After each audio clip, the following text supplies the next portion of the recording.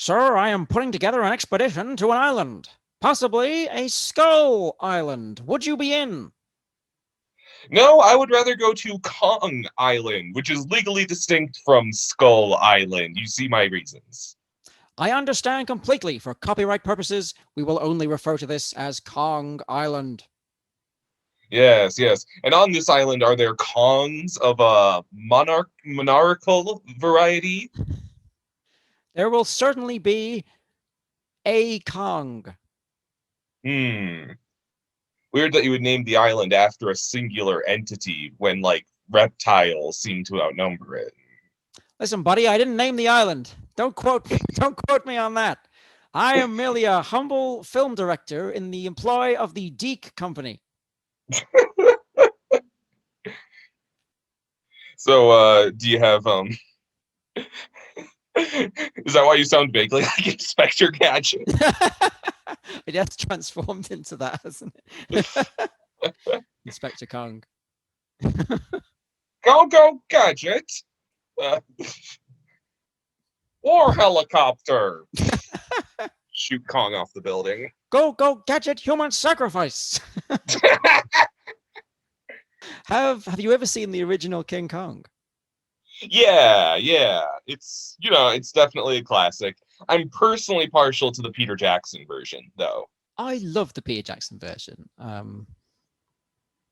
It It's a comes into a bit little of long, criticism, but it's really good. I think that's the main problem with it. But other than that, I think it's a very charming film. Yeah, it's great.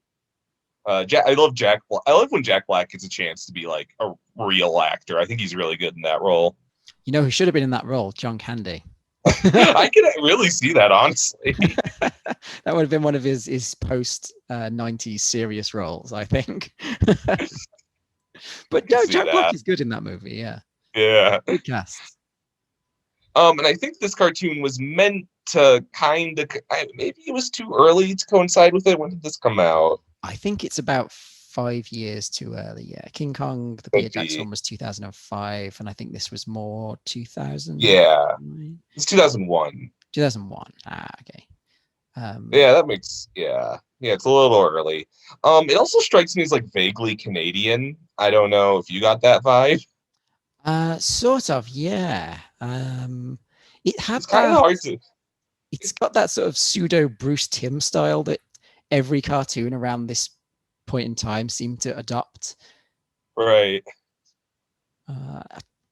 Like, I don't know quite how to describe it, but they've got like the angles, but it's not quite full on like DC animated universe.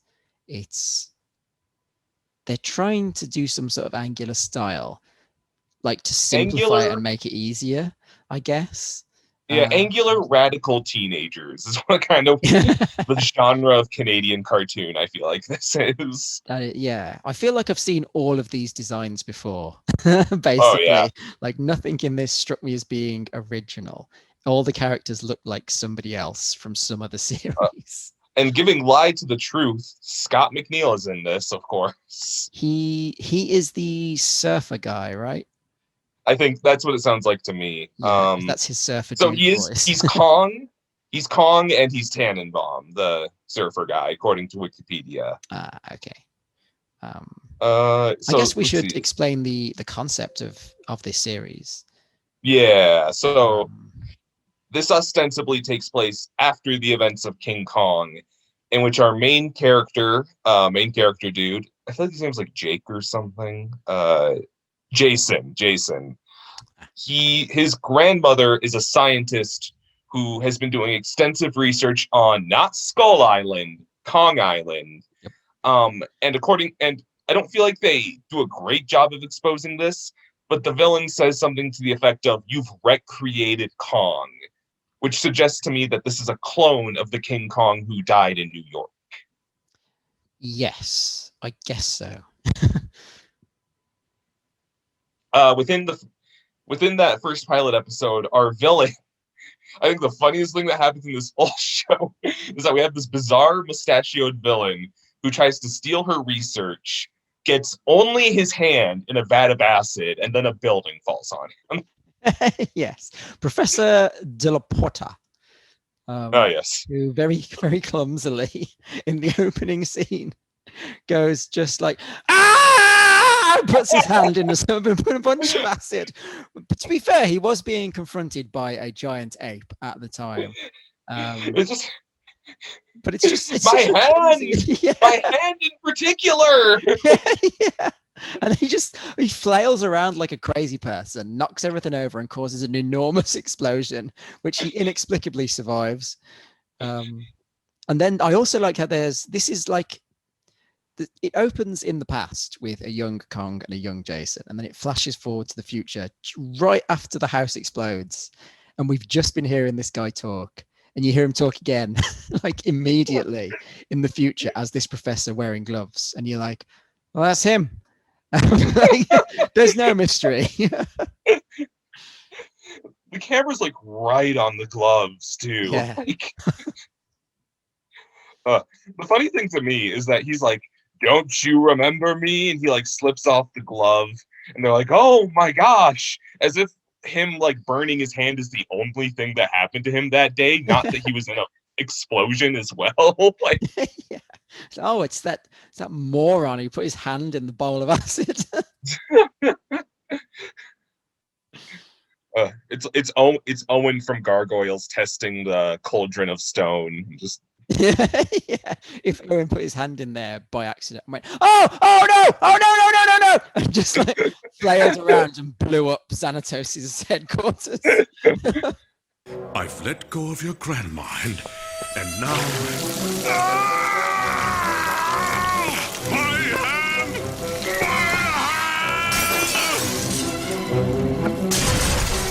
Jason! Kong!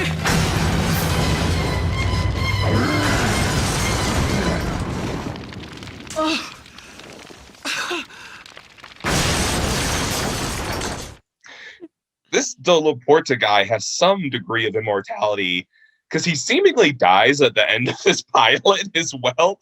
At the end of this 2-part pilot, he like falls down a waterfall. But again, judging by Wikipedia, he remains the primary villain of the series. It appears so, yes. Voiced by David Kaye, which I did not realize. I mostly know him of Beast Wars Megatron fame. That's neat. Also very Canadian. Yes, it's got all our old favorites in this one. Oh yeah. We didn't get to him, but Ted Cole, the voice of Slushhead, is in this. Oh, neat. I don't think he was in either of the. I'm pretty sure he was in neither of the episodes that we watched, but he shows up. We didn't get like a ton Scott of. McNeil. We didn't get a ton of characters. No, yeah. It was just like Jason, his surfer dude friend, Tannenbaum. They meet like a girl on the island who I'm assuming is like a love interest. And then his grandma and Kong and the bad guy. Yeah. I thought the grandma was going to be killed off really early on, to be honest. I could see them pulling that. At one point, she is thrown off a cliff, but Kong saves her. The estate of Jane Goodall didn't want anything bad to happen to her, so they reached out. So the concept of the series, I guess we should say, is that they go to Kong Island. The grandma is conducting experiments with Kong, who is a friendly ape. That's about it, really, isn't it? And the bad guy has a device that allows him to splice different DNA and create monsters. There's also that. Sorry, go on. Does he change into the monsters? I was a bit vague on that. That was. I think it's something to that effect, and I say that because I think it's a thing that Jason has like a psychic link with Kong, like he can possess his body. Yes, but he So it doesn't wouldn't turn surprise into me Kong. Not exactly. It's like I think he can like control him. That wasn't very clear to me either. I don't know. It's not very well explained within the context of the series. It's just this revolutionary technology that this old woman on an island full of monsters has created. For what usage, I don't know. Like what practical purpose does this have? Okay, so the Wikipedia article refers to the process as merging. That's also quite vague. Yeah. Known as the protector. Primal stones. Through the use of the cyberlink, Jason can fuse with Kong, and when angry, grow twice his size. So I think they do physically combine together. I see. It's kind of weird. DNA merger sequence, engage!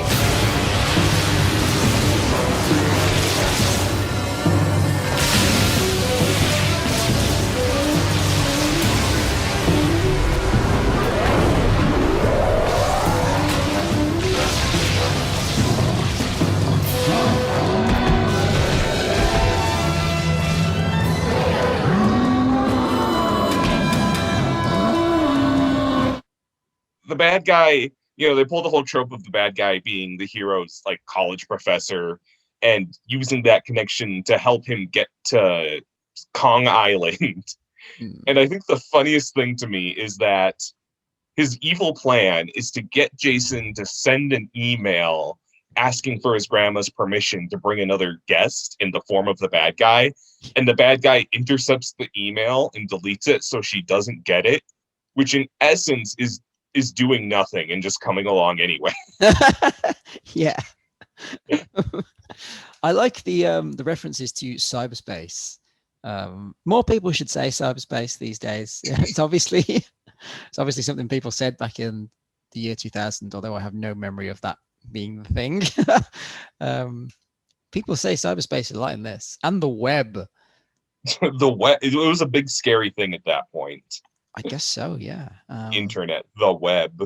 Everyone had their own home. I like the fact that they refer to the grandma as having a secret website. Like, what is your secret website, grandma? Because if it's she's on the dark web. She's on the dark web. Reddit.com/r/giant monkey clones. One member.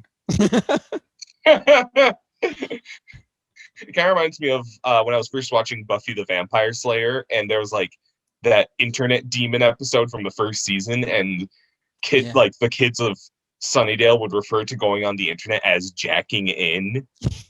Yeah. Are you on the web? He